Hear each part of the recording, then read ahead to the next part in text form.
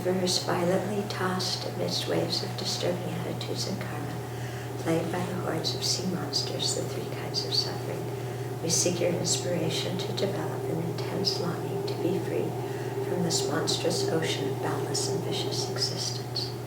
Okay, so the purpose of this verse is that we come to see cyclic existence as a monstrous ocean of boundless and vicious existence.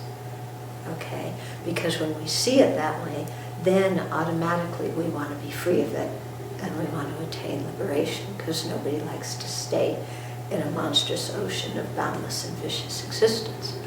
Okay, but what I was saying yesterday about if you see it like a pleasure grove and you don't see a prison as a prison and you decorate your cell instead, then, you know, there's going to be no renunciation, no desire for liberation.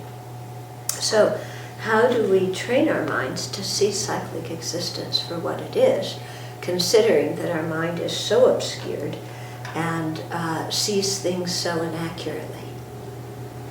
Okay. You're going to say, what do you mean? I don't see things inaccurately. I see things spot on. Yeah. Well, if that were the case, then there would be no way to eliminate suffering. Because if all of our perceptions were accurate and saw things the way they existed objectively, then there's nothing to do, is there? Okay? So we have to have some willingness to see that our perception is incorrect and to see that, you know, we don't need to defend a wrong view. We need to let it go. Okay? Yeah. So our view is wrong in several ways, you know, and so here they talk about the 4 distortions very often. So one is that things that are in fact changing moment to moment we see as permanent. Yeah. And you say, oh, well, no, I recognize the house changes moment by moment, but as soon as it falls down, we go, wait a minute, that wasn't supposed to happen. Or we may say, oh yeah, everybody's changing moment by moment, but then when they die, we say, huh?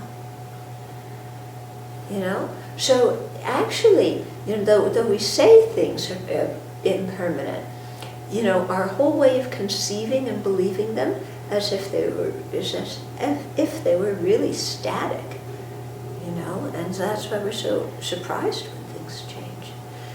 And then things that are by nature unsatisfactory, we see as satisfactory, we see as wonderful, yeah, like samsara. Yeah. Things that are foul, we see as pure, like our body. I mean, our body's made of all sorts of ugly stuff, isn't it? And yet we think, oh, why, that person's so good looking. You know? But you want to touch the inside of their body? No. Yeah. So you can see that our perception is, you know, rather incorrect. And then things that lack a truly existent self, we perceive as having one. And so we think everything has its own essence and exists out there objectively.